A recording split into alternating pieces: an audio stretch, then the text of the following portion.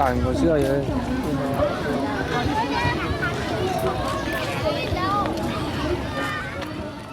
Hello, my name is Pierre Petit. I'm a social anthropologist currently working in Southeast Asia after a first career in Central Africa.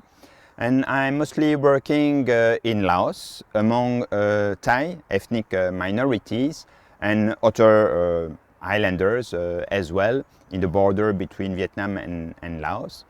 And my main topic is about their migrations, but also mobility at large, their relation with the state, as well as their history and their relation to historical memory. So my interest in the project Genesis, that is Asian youths in public space, originally comes from informal observation I could make in the major cities where I stay during my research, that is Hanoi for Vietnam and Vientiane for Laos.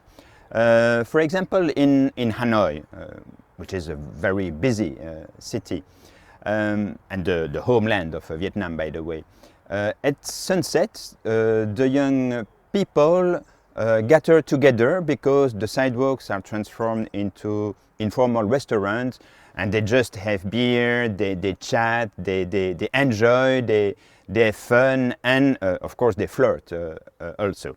Well, by comparison to Hanoi, Vientiane is a very quiet and somehow provincial city, despite the fact that it's the capital city of Laos. And here again, the sunset marks the transformation of the city because the Mekong riverside becomes the hotspot for teenagers.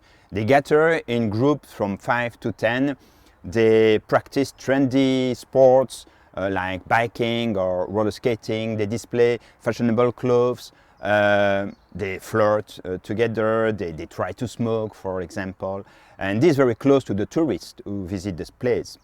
And that's not typical only of the youths who have been living in Vientiane since their childhood, because the migrants, the young migrants from the ethnic minorities and from the highlands like also to be in the place. This is a must-be place for selfies.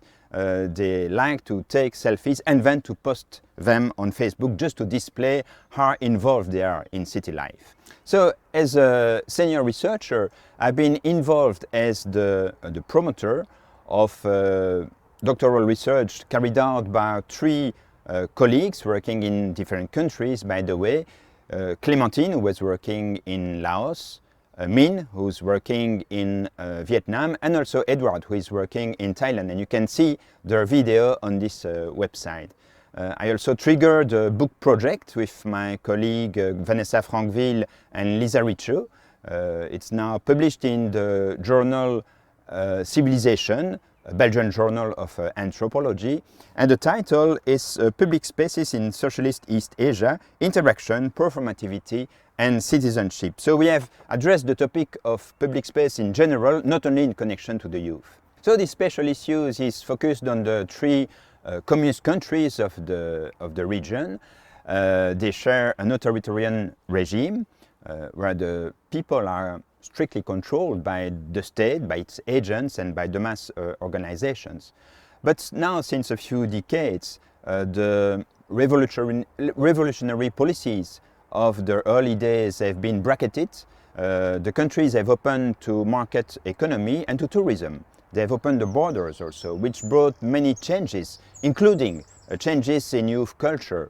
They are now open to video or to other social media.